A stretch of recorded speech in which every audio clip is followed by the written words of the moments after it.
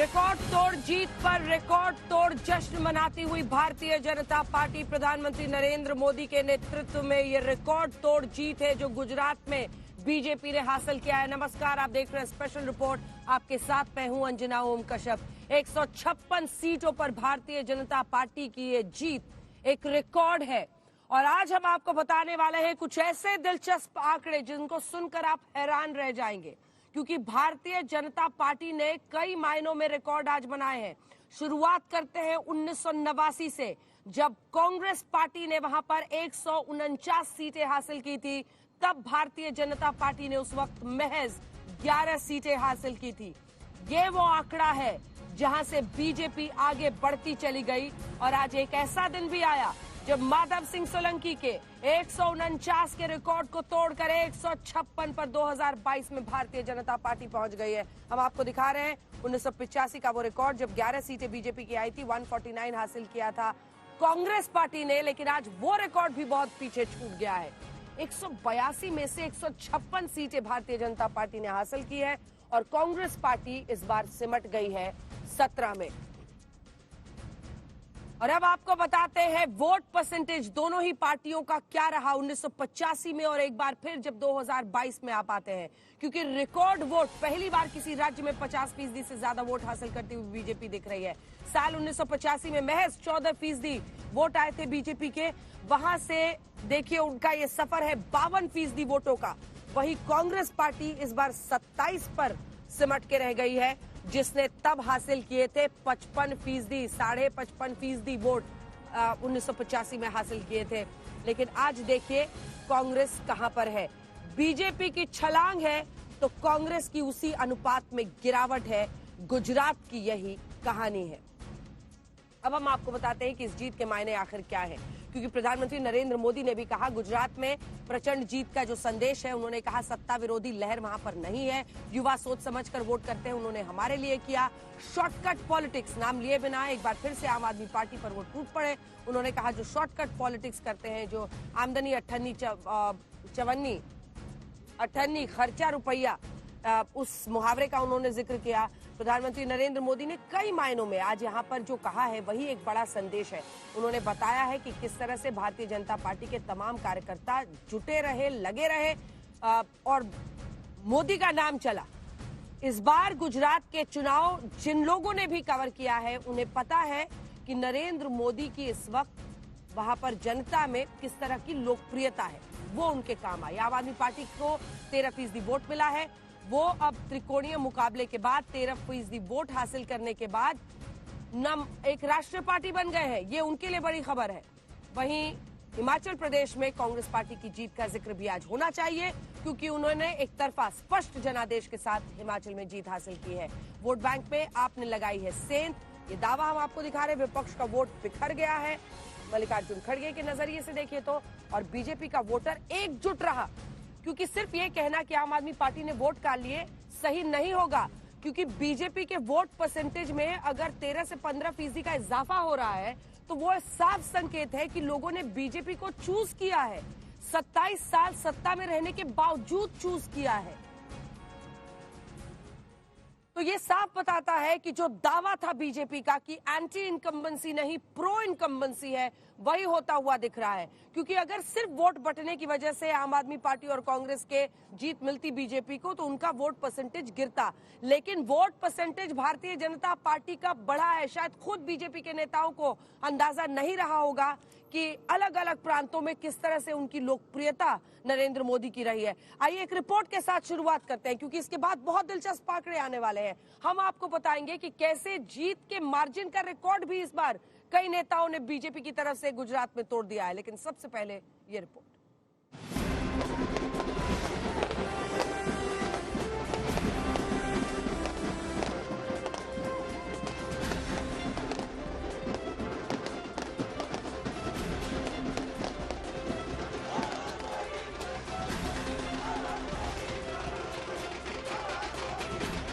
मैं सबसे पहले जनता जनार्दन के सामने नतमस्तक हूं। जनता जनार्दन का आशीर्वाद अभिभूत करने वाला है। ऐसी जीत की गुजरात के चुनावी इतिहास के सारे रिकॉर्ड टूट गए।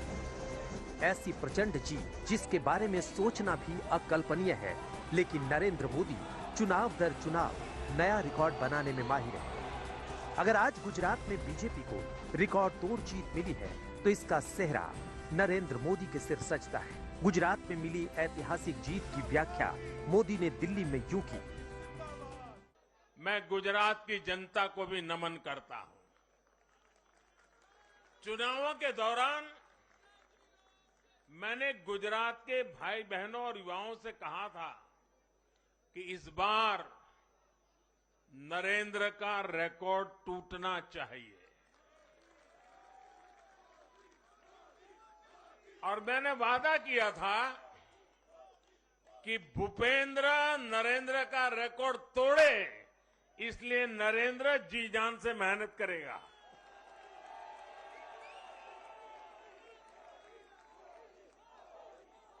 और गुजरात की जनता ने तो रिकॉर्ड तोड़ने में भी रिकॉर्ड कर दिया। उसने गुजरात की स्थापना से लेकर के अब तक सारे रिकॉर्ड तोड़ दिए। चुनावी कैंपेन में बीजेपी को हराने की भविष्यवाणी करने वाली कांग्रेस और आम आदमी पार्टी मोदी के तूफान में उड़ गए। झाड़ू हवा हो गई और पंजा पस्त हो गया। ये जनादेश मोदी की लोकप्रियता और विश्वसनीयता पर सबसे बड़ी मुहर है। 27 सालों के बाद भी गुजरात में बीजेपी का ग्राफ डिगा नहीं। गुजरात के इतिहास का सबसे प्रचंड जनादेश भाजपा को देकर गुजरात के लोगों ने नया इतिहास बना दिया है। भारतीय राजनीति के फलक पर अगर बीते 8 सालों से बीजेपी का सितारा बुलंद है तो उसके पीछे नरेंद्र मोदी की सॉलिड इमेज है। चुनावी रिजल्ट में बीजेपी सबसे ऊपर है तो मोदी का स्ट्राइक रेट सुपर है। भाजपा को मिला जन समर्थन नए भारत की आकांक्षाओं का प्रतिबिंब है। भाजपा को मिला जन समर्थन भारत के युवाओं की युवा सोच का प्रकटीकरण है। भाजपा को मिला जन समर्थन गरीब, दलित, वंचित, पिछड़े, शोषित, आदिवासियों के सशक्तिकरण के लिए है। लोकप्रियता की कसौटी पर नरेंद्र मोदी को कसें तो ये तस्वीरें बहुत कुछ बयां कर देती हैं। गुजरात से लेकर दिल्ली तक सब मोदीमय है। 2.5 दशक से निरंतर सरकार में रहने के बावजूद इस प्रकार का प्यार अभूतपूर्व है, अद्भुत है। लोगों ने जाति, वर्ग, समुदाय और हर तरह के विभाजन से ऊपर उठकर भाजपा को वोट दिया है। नरेंद्र मोदी का जनता से सीधा कनेक्शन उन्हें विरोधियों से कई कदम आगे रखता है। ये गुजरात चुनाव के प्रचार के दौरान भी दिखा और प्रचंड जीत पर मोदी के संबोधन में भी।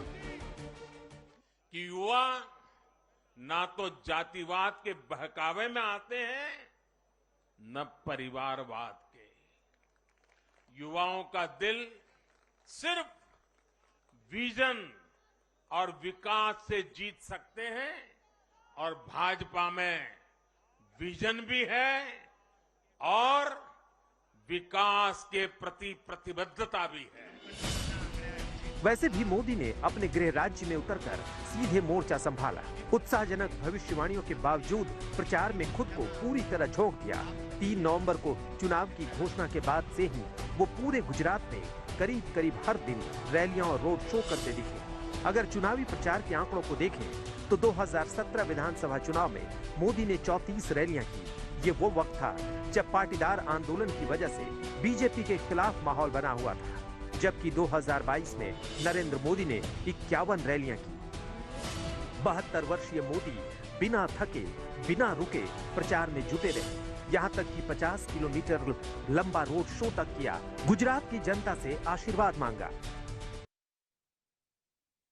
तो प्रधानमंत्री नरेंद्र मोदी ने पूरी ताकत झोंकी। उनकी लोकप्रियता का एहसास न सिर्फ उनकी पार्टी के लोगों को है बल्कि तमाम एनालिस्ट को भी है, जिन्होंने ये सवाल भी पूछा था गुजरात की जनता के बीच। और गुजरात की जनता ने बढ़ चढ़ कर कहा कि वो नरेंद्र मोदी की वजह से बीजेपी को वोट देते हैं। लेकिन अब जो आंकड़े हम आपको दिखाने वाले हैं बेहद दिलचस्प, ऐसे ऐसे आंकड़े जो आपको चौंका देंगे।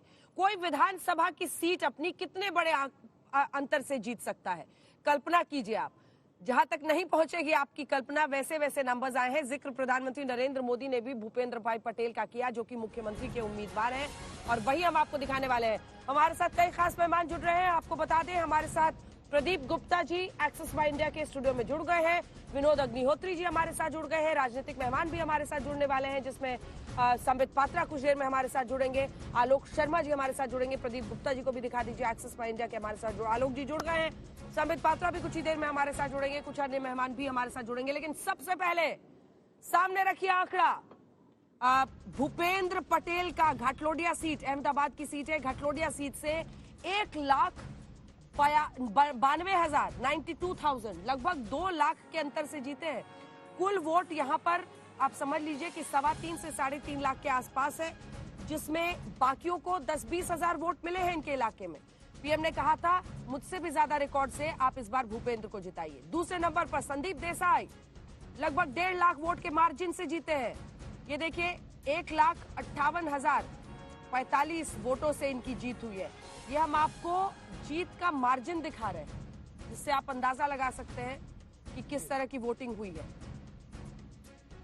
हर्ष सांघवी 1,16,675 वोटों से जीते हैं। डॉक्टर दर्शिता शाह 1,05,975 वोटों से जीती है। ये राजकोट वेस्ट से चुनावी मैदान में थी। हर्ष सांघवी का आपने देखा ना, मजूरा सीट से दरअसल हर्ष सांघवी जीतते हैं, वहां से उन्होंने जीता है। हर्ष सांघवी तीसरे नंबर पर है, युवा हैं, लगभग 9 पोर्टफोलियो संभाल रहे हैं, गृह राज्य मंत्री हैं हर्ष सांघवी। वो 1,16,000 वोटों से मजूरा सूरत की सीट में जीते हैं। और हम दिखा रहे हैं आपको परनेश मोदी हो सूरत वेस्ट से 1 लाख से ज्यादा वोट से, भरत भाई पटेल हो 1 लाख से ज्यादा मार्जिन से जीते हैं, और 1 लाख के मार्जिन से ही जीते हैं योगेश भाई पटेल, जो कि मंजलपुर से चुनावी मैदान में थे। तमाम खास मेहमान हमारे साथ जुड़ गए हैं और चर्चा की शुरुआत करते हैं। लेकिन सबसे पहले आपके पास आलोक जी आते हुए, क्योंकि मुझे कई लोगों के मैसेज आ रहे हैं, ट्विटर पर भी लोग लिख रहे हैं कि आप आम आदमी पार्टी वाले ज्यादा लिख रहे हैं कि आप माफी मंगवाइए आलोक जी से। उन्होंने कहा था कि वो माफी मांगेंगे कि आम आदमी पार्टी का खाता नहीं खुलेगा। 5 सीटें उनकी आ गई हैं। अगर आपको नाम चाहिए तो मैं बता दूं, प्रियंका कक्कड़ है उनकी आम आदमी पार्टी की कार्यकर्ता प्रवक्ता, वो सुबह आई भी थी, वो लोग टैग करके लिख रहे हैं, तो क्या कहिएगा। लेकिन इससे पहले कि आप गुजरात पर जवाब दीजिए, आपको बहुत बधाई। हिमाचल प्रदेश के नतीजों पर एक स्पष्ट जनादेश है और जनता ने बीजेपी की सरकार को वहां नकार दिया है। स्थानीय मुद्दे हावी रहे और आप लोगों की वहां पर जीत हुई है। अब गुजरात पर जरा आते हैं। 5 सीटें, राष्ट्रीय पार्टी आम आदमी पार्टी बन गई है। आपने भी कल्पना की थी आलोक जी, आप तो बहुत दिन से कैंप कर रहे थे गुजरात में, कि 156 सीटें आ जाएंगी और 77 से खिसक कर कांग्रेस पहुंच जाएगी 17 पर। देखिए, मुझे लगता है अंजना जी, मैंने भी कल्पना नहीं की थी और बहुत लोगों ने औरों ने भी कल्पना नहीं की थी। और जो इनके प्रदेश अध्यक्ष थे और सीएम कैंडिडेट थे, वो तमाम लोग हारे ही हैं। जीते कौन लोग हैं जिनका किसी को भी अंदाजा नहीं था। और मेरा आकलन गलत रहा, इसमें कहीं कोई दो राय नहीं है। और जहां तक बात माफी की है, मैं समझता हूं कि राजनीति में आकलन गलत हो जाते हैं और माफी मांगने में मुझे कहीं कोई संकोच नहीं है कि मेरा आकलन गलत रहा।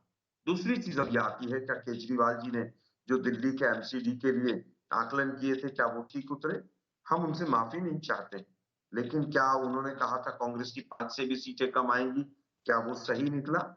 मैं फिर भी सभी का सम्मान करता हूं और खास तौर पर मैं हिमाचल की जनता का सर झुकाकर अभिवादन करता हूं कि उन्होंने हमें एक सेवा का मौका दिया है। गुजरात की जनता ने हमें मौका नहीं दिया, हम फिर भी गुजरात की जनता का धन्यवाद करते हैं।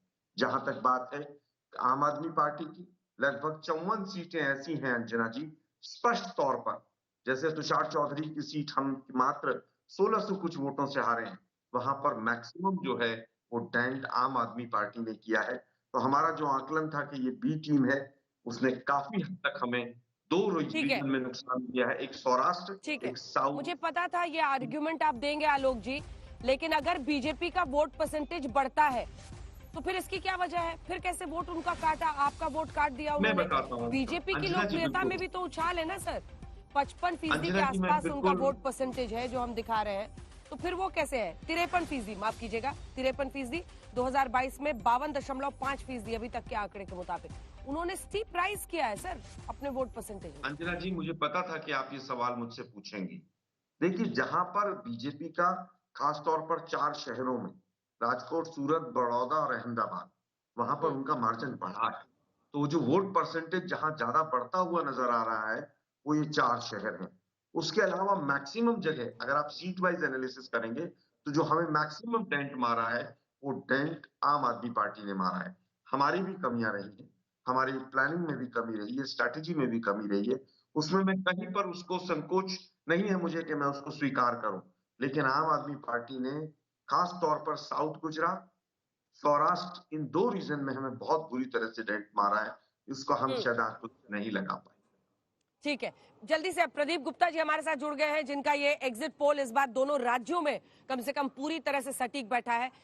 156 जब आप दे रहे थे बीजेपी को, संबित पात्रा जी भी हमारे साथ जुड़ गए। संबित जी, इसके बाद फौरन आ रही हूँ, एक छोटा सा रिएक्शन इनसे ले लूं। 156 जो अपर मार्जिन आप दे रहे थे जब बीजेपी को, तो थोड़ी सी घबराहट हुई थी, क्योंकि बीजेपी वाले भी शायद नहीं सोच रहे थे कि वोट परसेंटेज उनका इस तरीके से बढ़ेगा और 156 सीटें आएंगी। नहीं, घबराहट का सवाल इस बार खासकर इसलिए नहीं था क्योंकि हमने 151 की जो सीट दी थी और 156 आई है, तो इस बार साफ साफ नजर आ रहा था दूसरे नंबर की पार्टी और पहले नंबर की पार्टी में इतना बड़ा अंतर था, जमीन आसमान का फर्क था कि कहीं कोई उसमें दिक्कत ही नहीं थी। दिक्कत बस ये थी कि सेकंड कौन और थर्ड कौन। एक बात। दूसरी बात, अभी कांग्रेस के प्रवक्ता कह रहे थे कि आम आदमी पार्टी ने डेंट किया है। जस्ट मैं आंकड़े के नजरिए से मैं बता दूं आपके दर्शकों को भी और सबको कि यदि आम आदमी पार्टी और कांग्रेस दोनों यदि अलायंस में भी लड़ते तो विपक्ष की टोटल 56 सीटें आती, 182 में से 56 सीटें आती। इसका मतलब बीजेपी तब भी 126 सीटों से जीत हासिल करती। 50% के बाद जब एक बार वोट ऊपर पड़ जाता है, जैसे कि 52.5 पड़ा, तो फिर कोई जुड़े या कोई टूटे उससे कुछ फर्क नहीं पड़ता। हाँ, मतलब फिर वो एक स्वीप है, एक लहर है। खत्म, बस बात खत्म हो गई। एक स्वीप है, एक लहर है। कांग्रेस को एक संतोष रहता है, विनोद जी, हाँ, कांग्रेस को एक संतोष रहता है, उनका रिकॉर्ड नहीं टूटता माधव सिंह सोलंकी वाला। संतोष तो लेकिन वो रिकॉर्ड तो बहुत पीछे भारतीय जनता पार्टी छोड़ गई है और इसीलिए हम वोट दिखा रहे हैं। देखिए, कांग्रेस पार्टी का इस बार वोट गिर के आलोक जी 27.3 पर खिसक के पहुंच गया है। संबित पात्रा जी, एक रिएक्शन आपसे लेते हैं, क्योंकि जाहिर तौर पर गुजरात में प्रचंड जीत, आज दिन में भी आपसे बातचीत हुई थी। बहुत मुबारक आप लोगों को, 27 साल के बाद इस तरह के कीर्तिमान को स्थापित करना कोई आसान काम नहीं है। भूपेंद्र भाई पटेल जो वहां पर चुनावी मैदान में 2 लाख के आसपास के मार्जिन से जीते हैं, संदीप देसाई 1.5 लाख से 1,16,000 के आसपास से हर्ष संघवी जीते हैं। जीत का मार्जिन भी बहुत बड़ा है। लेकिन एक बात हमेशा कही जाती है कि बीजेपी के लिए अब चुनाव दर चुनाव मोदी नाम केवलम हो गया है। देखिए अंजना जी, पहले तो बहुत धन्यवाद, आपने आज एक महत्वपूर्ण सवाल भी पूछा है और आज का दिन हम सबके लिए एक बहुत महत्वपूर्ण दिन है। आज हिंदुस्तान की राजनीति में एक नया कीर्तिमान स्थापित हुआ है। यहाँ प्रदीप जी भी बैठे हुए हैं, मैं प्रदीप जी को बधाई देना चाहूंगा उनके एग्जिट पोल के लिए। बड़ा सटीक प्रेडिक्शन था प्रदीप जी का। हिंदुस्तान की लोकतांत्रिक राजनीति में जो नया कीर्तिमान स्थापित हुआ है, आप अभी जो वोट शेयर दिखा रहे थे, भारतीय जनता पार्टी जब से जीती है, जब से गुजरात प्रदेश स्थापित हुआ है, तब से जिस प्रकार का वोट शेयर आपने दिखाया, पहली बार कोई राजनीतिक पार्टी ऐसी है जो 27 साल सत्ता में रहने के बाद एक फिनोमिनल इंक्रीमेंट के साथ, इतने बड़े वोट शेयर के साथ फिर से अपने आप को सत्ता में लेके आती है। ये अपने आप में बहुत बड़ी बात है। अभी माधव सिंह सोलंकी जी की बात हो रही थी, जब 85 में माधव सिंह सोलंकी जी ने 149 का रिकॉर्ड बनाया था, तो 2 बहुत महत्वपूर्ण फैक्टर थे, याद करिए। उसमें sympathy factor, unfortunate death Indira Gandhi ji का, और जो खाम का ये पूरा विषय चलता था जिसमें जातियों के आधार पर बांट करके सत्ता हथियाने की कोशिश की जाती थी, उसके आधार पर वो रिकॉर्ड बना था। मगर यह जो नूतन रिकॉर्ड स्थापित हुआ है, ये काम के आधार पे, वो खाम के आधार पे था, ये काम के आधार पर है। तो अपने आप में ये हिंदुस्तान की राजनीति में एक कीर्तिमान। दूसरा विषय आपने कहा मोदी नाम केवलम। देखिए, 27 साल सत्ता में रहने के बाद एक फिनोमिनल इंक्रीमेंट के साथ, इतने बड़े वोट शेयर के साथ फिर से अपने आप को सत्ता में लेके आती है। ये अपने आप में बहुत बड़ी बात है। अभी माधव सिंह सोलंकी जी की बात हो रही थी, जब 85 में माधव सिंह सोलंकी जी ने 149 का रिकॉर्ड बनाया था, तो 2 बहुत महत्वपूर्ण फैक्टर थे, याद करिए। उसमें sympathy factor, unfortunate death Indira Gandhi ji का, और जो खाम का ये पूरा विषय चलता था जिसमें जातियों के आधार पर बांट करके सत्ता हथियाने की कोशिश की जाती थी, उसके आधार पर वो रिकॉर्ड बना था। मगर यह जो नूतन रिकॉर्ड स्थापित हुआ है, ये काम के आधार पे था, वो मैंने सुबह भी कहा था, मोदी आज एक नाम नहीं है, मोदी ने करके दिखाया है। आज मोदी देखिए, नाम नाम के पीछे काम होता है। आज मोदी जी की पूछ क्यों है? आज मोदी जी के नाम पे लोग विश्वास क्यों कर रहे हैं? माताएं जब वोट देने जाती हैं और जब ईवीएम मशीन में कमल का निशान देखती हैं, तो मोदी जी के नाम पर कमल के बटन को क्यों दबाती है? क्योंकि मोदी जी के काम ने उनके घर में गैस सिलेंडर पहुंचाया, क्योंकि मोदी जी के काम ने उनको डोज, अभी जो वैक्सीन के डोज लगे, मोदी जी के काम ने दिलवाया, क्योंकि मोदी जी ने उनके घरों को पक्का करवाया प्रधानमंत्री आवास योजना के माध्यम से, आयुष्मान योजना के माध्यम से मोदी जी ने 5 लाख रुपए दिए। तो स्वाभाविक रूप से नाम पे नहीं, मोदी जी के काम पे वोट पड़ता है। और ये हमारे लिए गर्व का विषय है कि आज हमारे पास मोदी जी के स्टेचर का नेता है। और ये विपक्ष के लिए जो कहते हैं ना, एक ओनिडा टीवी का एक एडवर्टाइजमेंट आता था कि owners pride and neighbours envy, आपको याद होगा, ओनर्स प्राइड एंड हाँ नेबर्स एनवी। तो जी, हमारे लिए इट इज आवर प्राइड कि आज मोदी जी हमारे प्रधानमंत्री है, हमारे नेता है, एज ए नेता हमारे पास है। वो हमारे लिए प्राइड का संबित विषय जी, है और कई संबित जी, लोगों की आज एनवी के आज विषय है। आज प्रधानमंत्री ने नाम नहीं लिया, लेकिन आम आदमी पार्टी को भी जमकर उन्होंने घेरा है। क्या भारतीय जनता पार्टी अब आम आदमी पार्टी में एक थ्रेट देख रही है? प्रधानमंत्री ने आज फिर कई मुद्दों पर तरीके से उन्होंने कहा, जो शॉर्टकट का रास्ता खोजते हैं, पहले भी उन्होंने कहा था, नाम नहीं लेते हैं। क्या आम आदमी पार्टी वो कह रही है कि अब हमने किला में भेद दिया है, फतेह करेंगे अगली बार? देखिए अंजना जी, आपने बहुत सीरियस ये क्वेश्चन पूछा है, मुझे आप 50 सेकंड दीजिए, मैं बड़े गंभीरता के साथ इसका उत्तर देना चाहता हूँ। प्रधानमंत्री जी ने आम आदमी पार्टी का नाम नहीं लिया, मगर शॉर्टकट की राजनीति।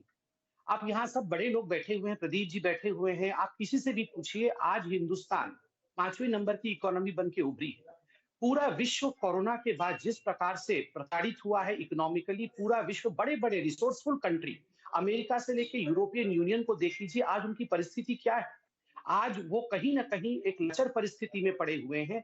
कोरोना और उसके बाद यूक्रेन और रशिया के युद्ध के पश्चात, रशिया ऑयल सप्लाई करता है, यूक्रेन खाद्यान्न सप्लाई करता है, खाद्य की शॉर्टेज है बड़ी बड़ी कंट्रीज में, ऑयल शॉर्टेज है बड़ी बड़ी कंट्रीज में, इन्फ्लेशन चरम पे पहुंच गई है। भारत एक डेवलपिंग कंट्री होते हुए भी जिस प्रकार से भारत ने अपने आप को आज स्थापित किया है विश्व में, 5वें नंबर की इकोनॉमी, यूके को पीछे छोड़ते हुए, अंजना जी आप बिल्कुल मत सोचिए कि ये जो शॉर्टकट की राजनीति है ये अच्छी राजनीति है। ये राजनीति देश को भविष्य में डुबाने वाली राजनीति है। आप याद करिए, कोरोना के समय हमको डिबेट में पूछा जाता था, सबके अकाउंट में क्यों नहीं 20-20 हजार रुपए भेज दिए जाते हैं, सबके अकाउंट में आप 30-30 हजार भेज दो, 1-1 लाख भेज दो। यूएस ने यही किया था, यूनाइटेड स्टेट्स ने ये शॉर्टकट की राजनीति की थी, सबके अकाउंट में पैसे भेजे थे। आज यूनाइटेड स्टेट ने जो अपनी पूंजी संभाल करके 200 वर्षों से रखा हुआ था, वो पूंजी समाप्त हो गई है, देश डगमगा रहा है। बड़े बड़े देश आज समाप्ति के कगार पे आ गए। हम नहीं चाहते हैं हिंदुस्तान की ये स्थिति हो, इसलिए शॉर्टकट से नहीं, काम से ही आगे बढ़ना चाहिए। चलिए ठीक है, विनोद जी भी एक सवाल पूछ रहे हैं, लेकिन उससे पहले जरा एक रिपोर्ट हम अपने दर्शकों को दिखाना चाहते हैं। हम आपको दिखा रहे हैं कि कैसे 1985 में 11 सीटें बीजेपी की आई थी, 149 सीटें कांग्रेस पार्टी की, और आज 2022 में आप देखिए 156 का रिकॉर्ड बीजेपी बना रही है, वहीं 17 सीटों पर कांग्रेस पार्टी सिमट रही है। ये अपने आप में ऐतिहासिक है दोनों पार्टियों के लिए, लेकिन आम आदमी पार्टी की एंट्री हुई है जिस पर चर्चा हम कर रहे थे। अब आइए आपको दिखाते हैं, प्रधानमंत्री नरेंद्र मोदी हमेशा जीत का जश्न अपने कार्यकर्ताओं के साथ मनाते हैं। बीजेपी दफ्तर पहुंचे, आज उन्होंने वोटर्स और वोटर्स के मिजाज को लेकर युवा वोटरों पर खास तौर पर चर्चा की है। क्या कहा है, सुनिए। मैं बड़े बड़े एक्सपर्ट्स को भी ये याद दिलाना चाहता हूं कि गुजरात के इस चुनाव में भाजपा का आह्वान था, विकसित गुजरात से विकसित भारत का निर्माण। गुजरात के नतीजों ने सिद्ध किया है कि सामान्य मानवी में विकसित भारत के लिए कितनी प्रबल आकांक्षा है।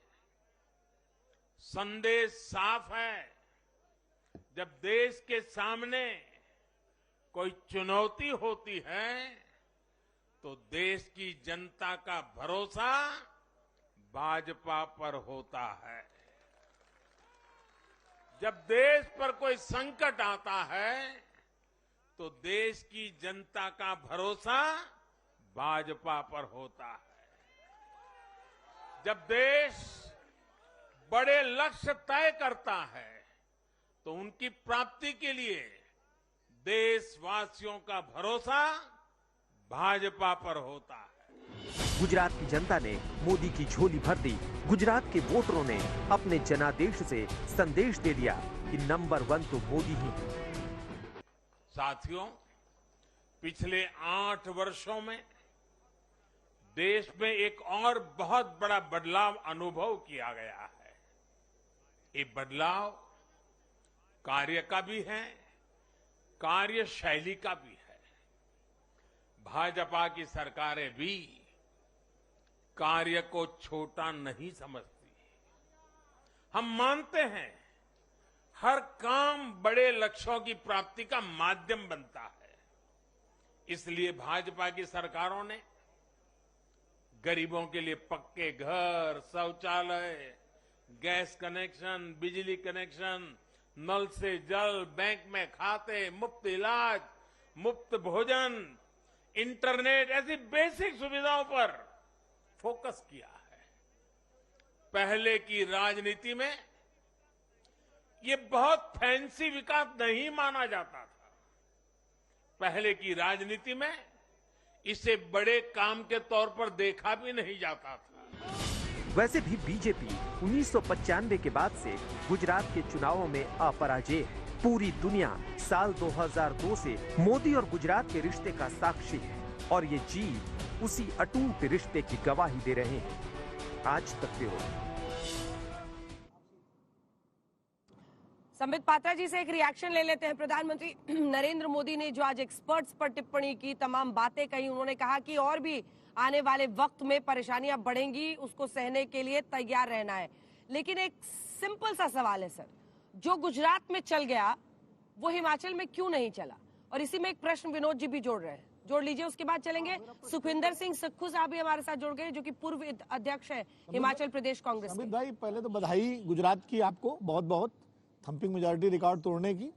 और आपको संतोष हो सकता है कि आपने माधव सिंह सोलंकी का 149 का 156 कर दिया, और आलोक भाई को संतोष हो सकता है कि वो 11 पे आप थे, ये 17 पे हैं। तो मतलब 5-5, 6-6 सीटों में आप लोग एक दूसरे से कर सकते हैं मिनिमम मैक्सिमम में। मेरा सवाल ये अंजना जी के सवाल को बढ़ा रहा हूँ कि 3 जगह आप सत्ता में थे, गुजरात, दिल्ली, एमसीडी और हिमाचल। 2 जगह आप सत्ता से बाहर हुई बीजेपी, और बाई इलेक्शंस में भी खाली आप बिहार में जीते।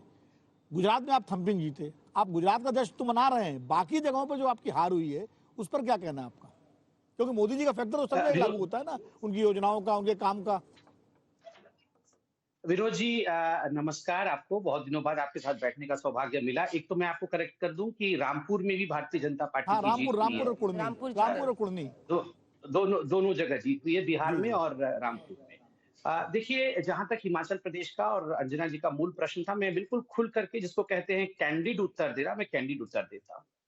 देखिए, हिमाचल प्रदेश में पिछली बार जो वोट शेयर हमें मिले थे लगभग उसी के आसपास रहते हुए इस बार हमें जो वोट शेयर मिला है वो कांग्रेस से 0.9% ही कम है, 1% से भी कम। बार बार मोदी जी ने भी उस पर एम्फेसिस दिया है और धन्यवाद दिया है। और मोदी जी ने एक बड़ी बात है, हिमाचल की जनता ने कोई कसर नहीं छोड़ी हमें इतने बड़े वोट प्रतिशत देने की, क्योंकि हमेशा एक रूल है वहां कि हर 5 वर्षों में सरकार की अदली बदली होती है, और जब भी ये परिवर्तन होता है तो 5 और 60%, 5 to 7% वोट मार्जिन के साथ ये परिवर्तन होता है। जब भी पिछले आप चुनावों को देखेंगे इसी प्रकार का एक जंप मिलता था।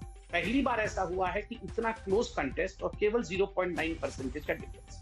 छोटा प्रदेश होने के कारण कम मतदाता होते हैं, और यहाँ अगर एक भी डिसेंडेंट, जिसको हम हिंदी में बागी कहते हैं, खड़ा हो जाता है और वो भी बागी 500, 700, 1000, 2000 वोट ले जाता है, तो एक बहुत बड़ा डेंट वो लगाता है कैंडिडेट के परिणाम के ऊपर।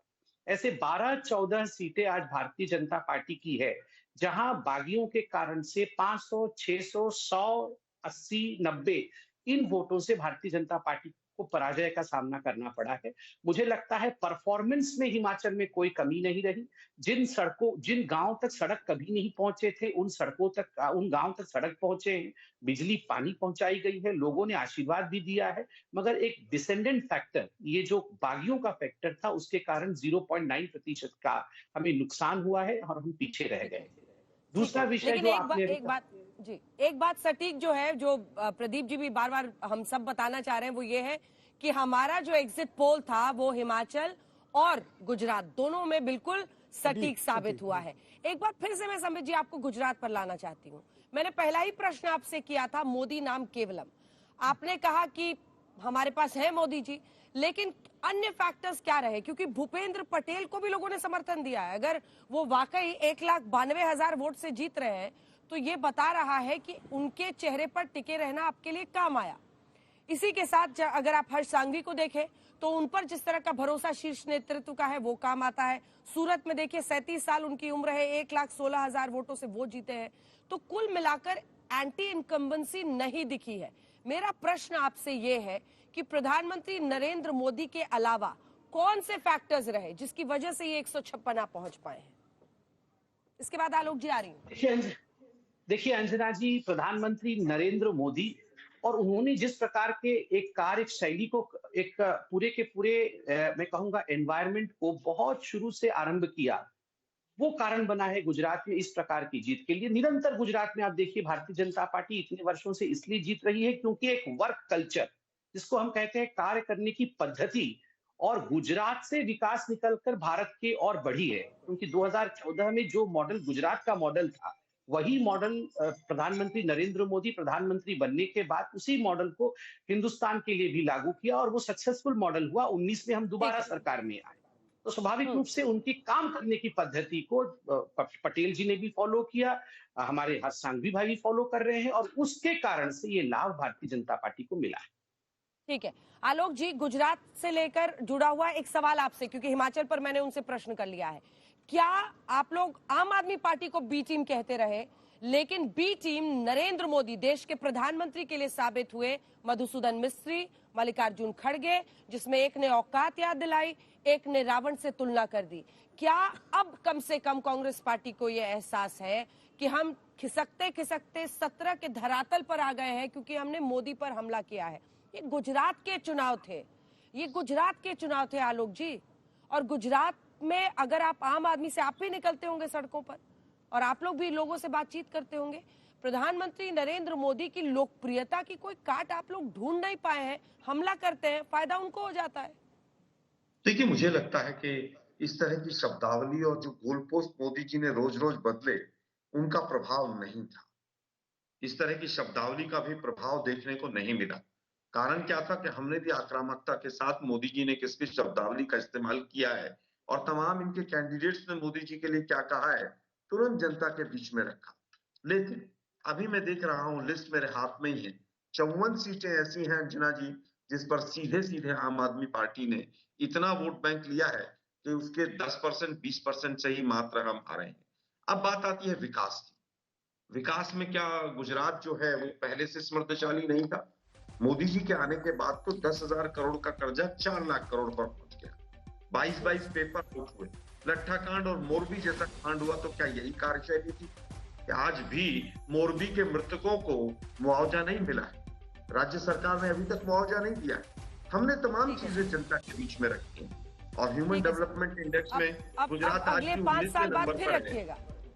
हाँ, अब अगले 5 साल बाद फिर रखिएगा सर। मैं तो, मेरा प्रश्न ही, उसका जवाब मुझे कभी नहीं मिलता है सर, कि विश्वास जीतने के लिए आपको एक नेतृत्व चाहिए, वो विश्वसनीय चेहरा कौन है, यहाँ पर आपके पास कोई जवाब नहीं होता है। मुद्दे तो हैं, इन्हीं मुद्दों को तो याद कराते थे आप सुबह से शाम तक। मोरबी में भी भारतीय जनता पार्टी की जीत हो गई है। अब सवाल ये है कि जब तक आप एक विश्वसनीय विकल्प नहीं देंगे तब तक कहां स्टैंड करेंगे? इन मुद्दों को अब उठाने के लिए आपको 5 साल का इंतजार करना पड़ेगा अगर गुजरात में आप फिर से सत्ता पर काबिज होना चाहते हैं। रविशंकर प्रसाद जी हमारे साथ, पूर्व केंद्रीय मंत्री, इस वक्त आज तक पर जुड़ रहे हैं। रविशंकर जी, 156 प्रचंड जीत, ये रिकॉर्ड तोड़ जीत, बहुत बधाई आप सभी को इसके लिए। हिमाचल में लेकिन जो मामला गुजरात में चला, बल्कि तेज रफ्तार से भागा, वो हिमाचल में नहीं चला। दोनों पर आपका आंकलन गुजरात की जीत के साथ। देखिए, आपको याद है कि आप मेरा इंटरव्यू कर रही थी अहमदाबाद में जी। मैं तो काफी दिन वहां प्रचार कर रहा था, लंबे समय तक। तो आपने मुझसे बार बार पूछा था कितनी सीट जीतेंगे, तो मैंने कहा सीट का आकलन आप लोग करिए, ये जीत होगी ऐतिहासिक, अविस्मरणीय, अद्वितीय। मैंने 3 शब्दों का प्रयोग किया था और मैं कोई भी शब्द बोलता हूं तो पूरी जिम्मेदारी से बोलता हूं। हाँ, ये मैं आपसे स्वीकार करूंगा कि ये जीत इतनी बड़ी होगी, इसका कुछ हल्का संकेत तो मुझे मिल रहा था, लेकिन ये मैं बोलने की हिम्मत नहीं जुटा पा रहा था। आप मेरे साथ थी वहां पर जब मोदी जी निकले थे अहमदाबाद की यात्रा पर। तो आप तो देश के बहुत अनुभवी और वरिष्ठ पत्रकार हैं, आपने बहुत सी रैलियां कवर की हैं। आपको मोदी जी के उस रोड शो में एक भी बाहर के किराए पर लाए लोग दिखाई पड़े क्या? अहमदाबाद की जनता उनको 27 साल से देख रही है ना, 14 साल मुख्यमंत्री, प्रधानमंत्री के रूप में। फिर भी लगभग 10 लाख लोग सड़कों पर थे उस 3-4 घंटे की यात्रा में, कॉलोनी में, बालकोनी में, सड़कों पर। क्या बच्चे, क्या बूढ़े, क्या गरीब, क्या अमीर। ये जो विश्वास होता है ना, इसको समझने की जरूरत है। और इस चुनाव की जो सबसे बड़ी ऐतिहासिक सफलता है, और मैं बीजेपी के कार्यकर्ता के रूप में कम, मैं एक राजनीतिक ऑब्जर्वर के रूप में, क्योंकि मैं अपनी स्टूडेंट लाइफ से एक्टिविस्ट हूं, इसलिए बोलने की कोशिश कर रहा हूं। 27 साल से पावर में आप गुजरात के बनने का आज तक का सबसे बड़ा ऐतिहासिक मैंडेट प्राप्त करें। इसको खाली कांग्रेस और आम आदमी पार्टी के वोट के बिखराव पर मत तोलिए अंजना जी, बहुत बड़ा अन्याय होगा। ये भारत के लोकतांत्रिक अनुभव की बहुत बड़ी घटना है, इसको ईमानदारी से समझना पड़ेगा। और मैं आज तक पर एक डिबेट प्रोवोक कर रहा हूं कि इस पर सही में लोग आकलन करें, आप लोग भी आकलन करें। मुझे 3 ही बात दिखाई पड़ती है। एक तो मोदी जी की लोकप्रियता, उनके प्रति विश्वास, ये ईमानदार नेता है, अपने अपने परिवार के लिए कुछ नहीं करता। नंबर 2, जो कहता है वो कर देता है, इसका सारा समय देश के लिए, समाज के लिए और सुरक्षा के लिए। और तीसरा, जो हमारा सुशासन का अनुभव रहा मोदी जी के समय, जो कंटिन्यू करता रहा है, उस पर आपसे हम बहुत चर्चा कर चुके हैं। इसलिए आज मैं पूरे सौराष्ट्र में नर्मदा के पानी और साबरमती के किनारे से लेकर के बाकी एयरबस के प्लेन से लेकर के टेक्नोलॉजी की बात मैं नहीं करूंगा आज, छोड़िए उस बात को। लेकिन जनता ने उसको, और जो तीसरी बड़ी बात है कि गुजरात की जनता ने देश की पॉलिटिक्स को एक बड़ा सीरियस संदेश दिया है। ये मुझे आप काइंडली बोलने दीजिए, क्योंकि आज चुनाव हो गया है। कहा भैया हमें ये पॉलिटिक्स नहीं चाहिए कि ये एयरपोर्ट से निकले, जी मैं आ गया हूं जी, कल से बिजली फ्री, जी मैं आ गया हूं जी, कल से ये फ्री, कल से बस फ्री। ये नहीं चलता है। और इसी से मेरा जुलता सवाल है, जो मोदी जी ने आज के भाषण में कहा है, इनकी पार्टी ने हिमाचल में सारी जमानत जब्त कर ली। कोई सवाल पूछा जा रहा है क्या? उत्तराखंड में सारी जमानत जब्त हो गई थी, कोई सवाल पूछ रहा है क्या? गोवा के बाद हार के संगठन बैठ गया, उत्तराखंड में हार के संगठन बैठ गया। Anjana, politics is a serious business. सैकड़ों वर्षों मेहनत करने से संगठन खड़ा होता है। अब जो हिमाचल की बात की तो सारी बातें बोल ही दी है। हम रिवाज बदलने चले थे, नहीं बदल पाए, खाली 1% से हारे, लेकिन हारे तो है, तो विनम्रता से स्वीकार किया है, काम करेंगे वहां पर। तो हिमाचल का चुनाव रेगुलर चुनाव है जो 5 साल पे होता है। गुजरात का चुनाव ऐतिहासिक है और भारत के लोकतंत्र का मील का पत्थर है। ठीक है, मुझे लगता है एक बहुत ही लंबे जवाब में आपने पूरी कहानी समेट दी है। एक जल्दी से मुझे रिएक्शन सुखविंदर सिंह सुक्खू साहब से लेने दीजिए, क्योंकि बधाई आपको, कांग्रेस जीती है हिमाचल में, लेकिन सुक्खू साहब 0.9% का सिर्फ वोट शेयर है। ठीक है, मैं रविशंकर जी बस एक प्रश्न उनसे लेके फौरन आ रही हूँ, एक प्रश्न लेकर फिर आपको भी छोड़ दूंगी। वो बार बार दम भर रहे, डिबेट नहीं है, डिबेट नहीं है, अलग अलग नहीं, बहस में नहीं डाल, बहस में नहीं डाल रही हूँ, आपस बने रहे। 0.9% का डिफरेंस है सिर्फ वोट में। बीजेपी इस बात का दम भर रही है कि जो 5 साल के रिवाज है उसको कुछ हद तक वो बदलने में कामयाब रहे। हालांकि जीत का श्रेय आप लोगों को जाता है, बधाई आपको सुक्खू साहब। धन्यवाद। मैं सिर्फ एक बात कहना चाहता हूँ, जीत 1 वोट से भी होती है, 1000 से भी होती है, 0.1 पॉइंट से भी होती है, 0.9 से भी होती है। ये वो जीत है जिस हिंदू राष्ट्र की विचारधारा को लेकर भारतीय जनता पार्टी अपनी पार्टी को सींचती आई है। उस विचारधारा को इस हिंदू राज्य में, जहाँ 97% लोग हिंदू है, इस विचारधारा को पीछे धकेल दिया है। हमारा ये मानना है कि पिछले 5 साल से केंद्र की सरकार सभी राज्यों में रिमोट कंट्रोल के द्वारा मुख्यमंत्री नियुक्त करती है और रिमोट कंट्रोल के द्वारा मुख्यमंत्रियों का संचालन होता है। यानी कि सत्ता का केंद्र है, राज्य के मुख्यमंत्री रहते हैं, वो नाम मात्र के रहते हैं।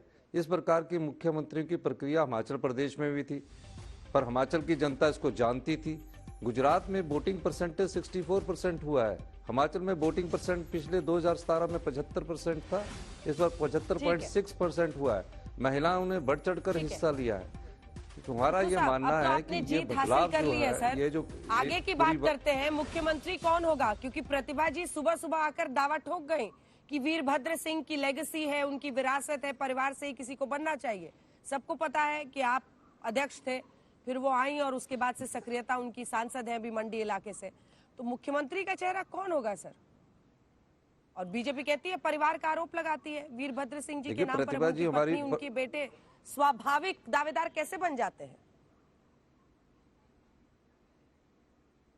मैं तो ये कहना चाहता हूं कि प्रतिभा सिंह जी प्रदेश की अध्यक्षा है, वो भी अगर दावा करती है तो इसमें गलत क्या है? दूसरी बात, परिवारवाद का आरोप वो लगाए, इनके नियम हर राज्य में अलग है। अनुराग ठाकुर के पिताजी प्रेम कुमार धूमल जी थे, रजत जी को अभी टिकट दिया, नियमों को तोड़कर टिकट दिया। पिछले बाई इलेक्शन में यह कहा गया कि जुब्बल कोटखाई विधानसभा से नरेंद्र बरागटा जी के बेटे को टिकट इसलिए नहीं दिया गया क्योंकि वो परिवारवाद का आरोप था, लेकिन इस बार उसको टिकट दे दिया गया। रजत ठाकुर को टिकट दिया क्योंकि महेंद्र सिंह जी उनके मंत्री थे।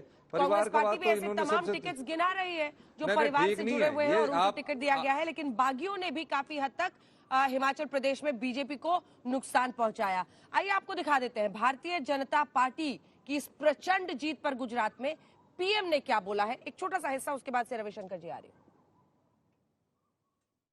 हिमाचल के चुनाव में 1% से भी कम अंतर से ये हार जीत का फैसला हुआ है। 1% से भी कम, इतना कम अंतर से हिमाचल में कभी नतीजे नहीं आए हैं। हिमाचल में हर 5 वर्ष में सरकारें बदली हैं, लेकिन हर में जब बदलाव हुआ है, कभी 5%, कभी 6%, कभी 7%, जीतने वाले और हार वाले के बीच में अंतर रहा है। इस बार 1% से भी कम। इसका मतलब है कि जनता ने भी भारतीय जनता पार्टी को विजयी बनाने के लिए भरसक प्रयास किया है। मैं हिमाचल की जनता को आश्वस्त करता हूं कि भाजपा भले ही 1% से पीछे रह गई, लेकिन विकास के लिए हमारी प्रतिबद्धता 100% रहेगी। चुनावों के दौरान मैंने गुजरात के भाई बहनों और युवाओं से कहा था कि इस बार नरेंद्र का रिकॉर्ड टूटना चाहिए, और मैंने वादा किया था कि भूपेंद्र नरेंद्र का रिकॉर्ड तोड़े, इसलिए नरेंद्र जी जान से मेहनत करेगा।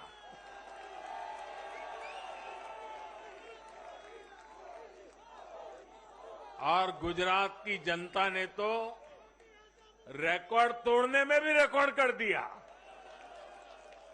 उसने गुजरात की स्थापना से लेकर के अब तक सारे रिकॉर्ड तोड़ दिए। गुजरात के इतिहास का सबसे प्रचंड जनादेश भाजपा को देकर गुजरात के लोगों ने नया इतिहास बना दिया है। प्रधानमंत्री नरेंद्र मोदी ने, रविशंकर प्रसाद जी, ये बार बार कहा था कि इस बार नरेंद्र का भी रिकॉर्ड तोड़ना, भूपेंद्र को बड़ी जीत दिलाना, और वाकई कई मायनों में रिकॉर्ड टूटे हैं। पीएम ने कहा कि गुजरात की स्थापना के बाद से इस तरह का ऐतिहासिक रिकॉर्ड किसी ने नहीं बनाया, ऐसी जीत हासिल नहीं की है। 156 का अब रिकॉर्ड बन गया है बीजेपी के नाम। और भूपेंद्र भाई पटेल ने भी घाटलोडिया सीट से देखिए 1,92,000 वोटों से जीत हासिल की है। देखिए, पहले मैं दो बात कहूंगा। माननीय प्रधानमंत्री ने तो कहा ही कहा है, 27 साल के लगातार शासन में रिकॉर्ड जीत बनी है, इस बात को कभी नहीं भूलिए आप। 27 साल के, एक तो सीपीएम के वहां से बराबरी हो गई बंगाल से, लेकिन सीपीएम की भी ये रिकॉर्ड जीत नहीं होती थी। और वहां तो खैर बहुत कुछ कहने को, क्या अत्याचार और तानाशाही और क्या क्या होता था, छोड़िए इस बात को, और क्या बैड गवर्नेंस होता था। लेकिन गुजरात में ये एक बहुत बड़ी बात है। और मैंने भूपेंद्र जी के बारे में जो वहां जानकारी प्राप्त की, ये मैं आपसे कहना चाहता हूं, और मैं बहुत प्रभावित हुआ। बहुत ही सरल व्यक्ति हैं, कभी आपने उनको बड़ी बड़ी बात बोलते नहीं सुना होगा। और जिस संप्रदाय के वो शिष्य हैं, उनके गुरु ने उनको एक ही मत दिया है, जितना मिल जाए उसमें संतोष करो, जो नहीं मिला उसकी चिंता नहीं करो, और जो मिला उसके अनुरूप अपने को बनाने की कोशिश करो। ठीक है, और ये बड़ा संदेश भी बिल्कुल उन्होंने अपने पूरे आचरण में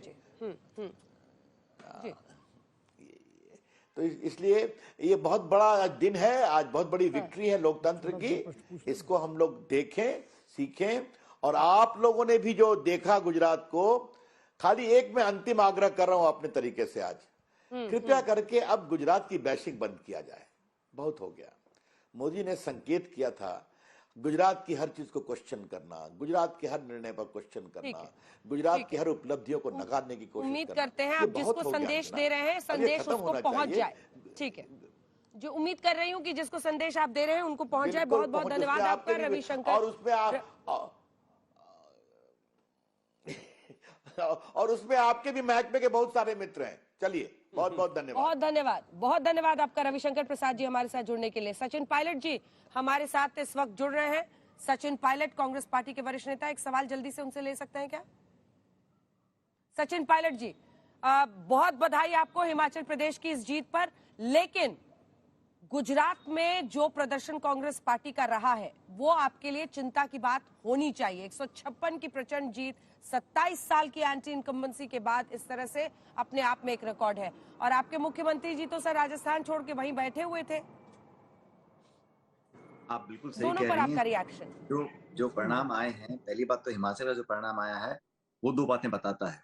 पहला कि ये जो धारणा निर्मित करने की कोशिश की गई थी कि भाजपा को उत्तर भारत में हराना मुश्किल है, हरा नहीं पाते हैं, ये धारणा खत्म हो चुकी है।